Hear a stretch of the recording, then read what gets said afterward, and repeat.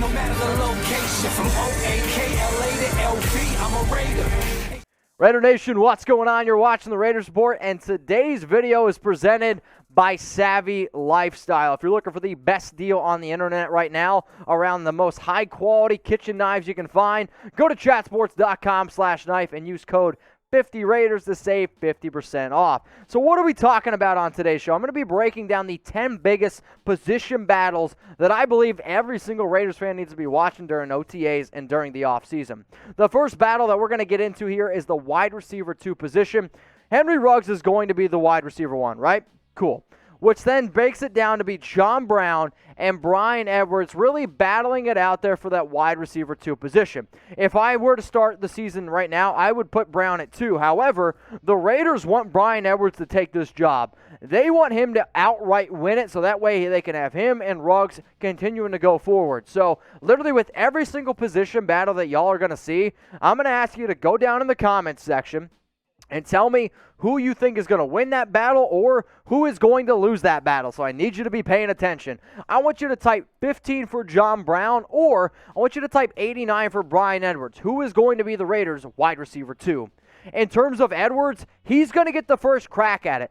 Jon Gruden, they want him to take that next step. You saw him be really athletic last season. It's just the injuries got in the way. And if I'm being 100% real with y'all, dude, I hope Edwards wins it. Because if Edwards wins it, that means John Brown's our number 3 receiver. That's a damn good number 3 receiver. And if he does win it, I think that means really good things for the young receivers going forward for this team. However, my money is on John Brown, simply because he's a veteran receiver. I don't want to say because he wears 15, but 15 just seems to be a good number for this team. But veteran receiver is going to be able to run some routes, and if he can stay healthy himself, that's where I'm going to put my money. Let's go to wide receiver 5 and wide receiver 6, okay? Which of these 2 players here is going to really win these key roles? And what it comes down to is a guy like Zay Jones, Keelan Doss, Dillon Stoner is a name to be able to throw out there, as well as, I'm trying to think of who else is there. Zay Jones, Willie Snead, Marcell Ateman, Keelan Doss, and Dillon Stoner. So who's going to end up winning the 5th and 6th wide receiver battle? I mean, my money at first off is going to probably end up going to somebody like a Zay Jones, for the simple fact is because, well, I mean, let's face it, they gave him a raise. But wide receiver 5, no disrespect to Ateman, Doss, or Stoner, it's between Snead and Jones, because this is the route that the Raiders have been able to show. They're going to go veteran leadership. They gave, Zay an upgrade, which is why I have him winning the wide receiver 5 role and Snead going to end up getting the 6th job. Like, they brought in Snead in free agency. They gave Jones a $1.1 million raise. And for whatever reason, Mayock loves Zay Jones. So he's probably going to end up sticking around here. In terms of Doss, Ateman, and then Stoner, I actually think Stoner could have the opportunity here to go with the wide receiver 7 job, because they know what Doss is. They know what Marcell Ateman is. And if you could potentially have a high-impact player in Stoner, who knows? Maybe it's something you look into. So if y'all are always trying to look for the best Raiders coverage on YouTube, if you want insider Raiders analysis, if you're trying to stay up to date on everything going on, news, rumors, it doesn't matter, the Raiders Report, I promise you, will keep you 100% updated. And the other reason why I've been trying to get people to hit that sub button, also turn on those notifications, that way y'all don't miss a thing. And I want to give a special shout out to some of the people that commented first on my last 5 videos. So June 6th, shout out to Joseph, he was the very first comment there. And we got Hockey Snipe 86, Mad Vet Woodworking, Nick McBride, and Card Drummer Jay. If you haven't already, subscribe and turn on those notifications. That way you don't miss a thing. And who knows, maybe get a shout out on the next Raiders Report. All right, let's go to the next position battle that I want to take a deep dive into. The backup tackle position. Colt Miller starting left tackle. Alex Leatherwood starting right tackle. But who's going to be the player that comes in, worst case scenario, if one of those guys goes down? It's between Brandon Parker, the newly acquired Sam Young, and Jones Smith, right? Jaryd Jones Smith. So out of those 3 players, who is going to be the backup tackle? I want you to type Y for Young, type P for Parker, or I want you to type J for Jones Smith. And for everyone watching live right now, I told you, it's going to be a lot of questions, so get ready. Out of all of those options, None of them are great. If Sam Young is starting, if Jones is starting, if Brandon Parker is starting, I'm telling Derek Carr, just, hey, man, be looking over your shoulder. Be ready to get hit because those aren't great options. But if I am going to go with one, I am going to end up going with Sam Young because what you saw last season with Trent Brown, that was an absolute fiasco. And I'm hoping that Leatherwood plays a lot more games than Brown did. But what the Raiders showed me is that they wanted to be able to bring back Young. And those games that were missing tackle talent, they ended up throwing in Sam Young. However, do not be surprised if instead of going with one of those tackles, if they go with somebody like Denzel Good. Good showed the ability last season to actually play tackle when really, really needed. Like, that's how desperate at times this Raiders offensive line got, whether it was COVID, whether it was injuries, what have you. Denzel Good did a damn good job filling in, and it wouldn't surprise me if they kicked him over to right tackle. You throw John Simpson in at right guard, you keep Richie Incognito at left guard. That's the route that I think that this Raiders team could actually end up going. Let's go to the starting center position. Now, this one has actually been pretty controversial because obviously the Raiders, they have Andre James. They decided to extend him, give him a 3-year, $12 million deal with really not having seen much. They also went out and signed Nick Martin, who played center. He can also play a little bit of guard. At least that's what he did for the Houston Texans. But this one I've seen is actually pretty split, at least on Twitter it is. Who do you think is going to be this Raiders starting center Week 1, Monday Night Football against the Baltimore Ravens? And by the way, we're less than 100 days from some Raiders football. I can't flip and wait. So if you think it's going to be Andre James, I want you to type AJ. If you think it's going to be Nick Martin, I want you to type NM. I'm going to go ahead and spam AJ because it's his job to lose. As soon as he got that extension, I was like, all right, they have a lot of confidence in him. And I'm not saying it's why they moved on from Hudson, but the move on from Hudson was a lot easier because if you're giving somebody a 3-year extension who you really haven't seen play yet, that's a lot of confidence, and which is why I'm going to end up going with Andre James. All right, what about the starting defensive tackles? We know who's probably going to be playing a lot of the edge positions, but who's going to be the starting 2 DTs? Because in my mind, it really comes down to 3 players. It's between Solomon Thomas, Jonathan Hankins, and Quinton Jefferson. All 3 of these players, they're going to get their playing time, but it really is going to come down to 2 guys starting. So that's really where I'm going to try to get into here. So out of these 3 names, which of these guys is not going to be starting Week 1 against the Ravens? If you think it's going to be Jonathan Hankins, type JH. If you think it's going to be Quinton Jefferson, QJ. I don't think that's the first time we've ever had to type QJ on any kind of show here. And then Solomon Thomas, I want you to go down in the comments section and type ST. So I'm going to go ahead and cheat here because for the Raiders, they want versatility. They want to be able to keep fresh legs, and one of the biggest things in the Gus Bradley defense is keeping those defensive tackles healthy and fresh. So I'm actually going to say it depends on the situation. What exactly do I mean by that? If hypothetically speaking, it's a run position where it's like 3rd and 1, 4th and 1, or if they think they're going to run the ball, don't be surprised if Jonathan Hankins comes trotting out there because he's probably your best run stopper. If they're really trying to get after the quarterback and they're trying to blitz, NASCAR package it, Solomon Thomas. That's going to be your player to really help get after and create a good pass rush. If they're just looking for somebody who can kind of come in and play run and pass, that's where Quinton Jefferson comes in because I think he's the more all-around defensive tackle. So I'm going to go ahead and cheat and say that there is a competition here, and maybe one of these players edges out. I mean, you could definitely think Solomon Thomas, he's making $5 million compared to Quinton Jefferson, $3.5, compared to Hankins is like $4.5 million. But at the end of the day, they're going to be rotating a lot of these players in and out, and I just want you to be able to keep an eye on it, look to see what happens here for the Las Vegas Raiders. So Father's Day idea here, chatsports.com/knife. Dad, I love you, but shopping for you on Father's Day is an absolute nightmare. Why? Because I'm like, what do you want? He's like, I don't care. Well, what do you want, Dad? How about this? chatsports.com/knife. And how about this? Those prices way too high. You need to cut it. Cut them down, $99.99. Now let's get rid of that $49.99 with promo code 50Raiders. Where at chatsports.com/knife. I don't know. I think we just cut Sam out of the show because I think I just killed him with my lyrical lines there. But the reason why you guys need to go get your hand on some of these knives, professional quality at only $49.99. So excellent precision, cutting sharp, sturdy, and practical for convenient food preparation and corrosion. No, get rid of it. None of that. And the handles on them, they're actually good handles. I don't know if you guys have ever held a knife in your hand and it's a shitty handle. and you try to cut something and everything's moving around. No, there will be a day where I come on the show and actually get to cut things, so I'm pretty excited about it. My Savvy Lifestyle knives, they just came in, but bottom line is this: we're trying to hook you guys up with an awesome deal. They're also silver and black knives, so I figured that was a win-win for Raider Nation. But if you're looking for a cool Father's Day gift idea, that link is available in the comments. It's in the description. It's chatsports.com/knife. All right, how about this? Defensive tackle 4 and 5, all right? Who's going to end up winning this job here? Because if we know who the top 3 players is, I believe it's more of a 3-man race, but there are 4 other defensive tackles on this unit.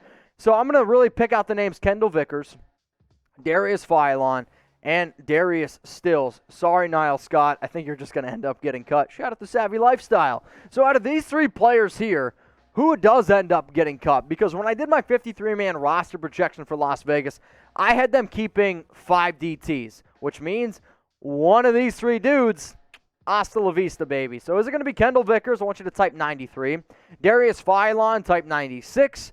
Darius Stills, I want you to type 79. In terms of the defensive tackle 4, I'm going to put my money on Vickers because this was actually one of those dudes that ended up making the 53-man roster last year, surprised a lot of people, including myself, and has been an absolute animal in the gym. From the players that I've talked to, said that, hey, this guy's doing all the right things, and I know the video went viral of him deadlifting 1,000 pounds, but guys are like, he's a lot stronger this year than he was last year, so don't be surprised if he's a sleeper. In terms of the 5th DT, I'm really hoping that it's Stills, the UDFA out of West Virginia. He was a player that I had a mid-round grade. It was like round 4, round 5 grade on. So the fact that he didn't get drafted, I was really surprised. I would like to see Philon at least live up to some potential hype, but he hasn't played the last 2 years. And, you know, he's got some off-the-field issues as well, so if I really could put my marbles in one basket, is that the right expression? I'm not sure. I would rather them go and get a guy like Darius Stills. All right, what about the defensive end number 4 job here? Because you know Max is going to start. You know Yannick is going to go out there and get his reps. And then also Cleveland Ferrell. Those are your top 3 defensive ends. However, this is where it gets a little bit interesting here, right? Because you went out and drafted Malcolm Koonce in the 3rd round, number 79 overall out of Buffalo. You also went out and signed Carl Nassib last offseason to a 3-year, $25 million deal. You have Gary Green. You also brought in Matt Dickerson this offseason and signed him to a $920K deal. I don't think Dickerson's in this, and I don't think Green's in this competition either, but I am genuinely curious on who does end up getting more snaps in 2021, because the more and more I look at the way Carl Nassib's contract's structured, he's probably going to end up making the 53-man. I mean, if you cut him, it costs you like $5 million. So you might as well just keep him on the roster. And in terms of snaps, he played in 464 snaps last year, second most on the defensive line behind only Max Crosby. But if you think Koonce is going to have more snaps, type K. If you think Nassib is, I want you to go ahead and type N. The fact that the Raiders want Malcolm to go ahead and win this job, the fact that I believe it was literally like a week ago, Mike Mayock went on to talk about some of the pass rushers, totally neglected Nassib and just couldn't stop talking about Koonce. That gives me confidence that if he gets the first crack, he's going to have his opportunities. And if I'm the Raiders, man, Carl Nassib, just sit on the sideline, get your paycheck. It was just a bad experiment for this. I would rather see what we have in a young player who actually has a chance to make an impact on this team in the future, whereas Nassib, I know he's just, nowhere to be found. All right, let's go to the linebacker 4 and linebacker 5 roster battle here, because on paper, and I can't believe I'm going to say this, on paper, the Raiders actually have one of the better linebacking units in the entire National Football League. If we can get the most out of Corey Littleton, he has the opportunity to be a top 10 linebacker. Nick Wilkowski showed me opportunities last year to be a top 20 LB. And Nicholas Morrow, he had a little bit of a breakout season. So we know those 3 guys are going to make the roster. Sorry, James, sorry, Bilal, and sorry, Max Richardson. I just don't see y'all making the roster, which really comes down to Javin White, Tanner Muse, and then Divine Diablo. They ended up drafting Diablo in the 3rd round this past year out of Virginia Tech, so I'd be shocked if he ended up getting cut. But hey, let me know. If you had to cut one of these players, who would it be? Javin White, type W, M for Tanner Muse, or type D for Divine Diablo. I am very confident saying that Divine Diablo is going to make the roster despite not showing up to OTAs yet. The reason, he hasn't signed his contract now. I'm filming this video on Tuesday, so if it comes out on Wednesday that he signed, well, don't get mad at me. But if I'm the Raiders, this like really pains me to say it because I actually think Javin White deserves it more than Tanner Muse. However, I believe the Raiders go Tanner Muse over White just simply because of the draft capital. When you trade up and you take somebody in the third round, 100 overall compared to a UDFA, the Raiders have a lot more invested in Muse. Therefore, I think he has the upper hand. But don't be surprised if the Raiders do decide to keep all 3 linebackers simply because the Gus Bradley defense is really going to be able to spread you out, and they need fresh linebackers to go sideline to sideline. The other reason why they might not keep 6 linebackers is because Jonathan Abram, he's going to be up in the box a little bit more. Not playing linebacker, but could also be an option. Let's go to the cornerback 2 position here in terms of a roster battle. And out of all these, this is probably the one I'm going to be watching the closest, simply because you know Mullen is going to be a solid cornerback 1. I don't know if he's a top 10 corner. I don't know if he's a top 20 corner, but he has shown me that he has the ability to do so. He just needs to be a little bit more consistent. In terms of being that cornerback 2, I don't know if it's going to be Hayward. I don't know if it's going to be Damon Arnette. And whoever ends up losing this battle, I personally believe is going to end up then starting in the nickel over Amik Robertson, which then could be a whole nother battle. But who do y'all think is going to be that cornerback 2? If you think it's going to be Damon Arnette, type DA. If you think it's going to be Casey Hayward, I want you to type CH. Arnette was drafted in the first round, number 19 overall in the 2020 draft. So I really think that the Raiders, they want him to win, which is why I want Arnette to win this battle, because Hayward's a good player, and if Arnette outplays and outduels, we'll say Hayward, then he's doing a lot of the right things. Then I was wrong on a lot of my assessments on him as a player, and the fact that he's been working his ass off from what I've heard. He put on good weight, he's been working out, and he actually doesn't have a club on his hand, so we finally get to see what Arnette could be. So if he wins the battle, I'll be really excited. However, I do think that Casey Hayward is the better player, therefore has the better chance of winning this job, but also he knows the defense a lot better than Arnette does. And if he can teach somebody like Damon to be better in the next year or two, that's great. But I've also heard a lot of stories out there that they want Arnette to potentially play in the nickel because they don't know if he's athletic enough to play on the outside. All right, what about this? The final cornerback spot. It's going to be the last position that I talk about here on the Raiders Report. And when it really comes down to it, right, I had the Raiders keeping 6, maybe 7 corners on my 53-man roster projection video, which unfortunately I'm forgetting right now. But I had them keeping Mullen, Hayward, Arnette, Robertson. And then it really does come down to, Rasul Douglas, because they're going to keep Nate Hobbs, who they drafted in the 5th round out of Illinois. You know that for a fact. But if you're only going to keep, let's say, 6 corners, and now I'm thinking about it, I had them keeping 6. Who are you going to end up keeping out of these 4 players here? Because that's what it comes down to. Now, maybe if they keep 7, you can keep 2 of these players. But doing my 53-man roster, man, it was a difficult thing to do. So if you want to keep a long and lanky corner, maybe you go Rasul Douglas, type 38. Isaiah Johnson, 31. If you want somebody with some experience, Nevin Lawson, type 26. Or a little bit of a guy who's been on the team for a few years but a little bit more undersized, you go Keyshawn Nixon, type 22. I'm going to go ahead and type my 38 for Rasul Douglas, and actually when I show those 4 players, it's really not that close to me. I get that he only signed a 1-year, $920,000 contract, but Douglas to me is grossly underrated in terms of what he could potentially bring in this Gus Bradley system. Back in 2017, it was on the Eagles when they won a Super Bowl, and he was really good his first 2 years. The past 2 years had a little bit of a slide, but also the Eagles turned into an absolute dumpster fire. And then he went to Carolina on a defense that literally had no returning starters. So a lot of different things. They might also decide to keep Isaiah Johnson. I've heard some rumors that he might actually try to play safety.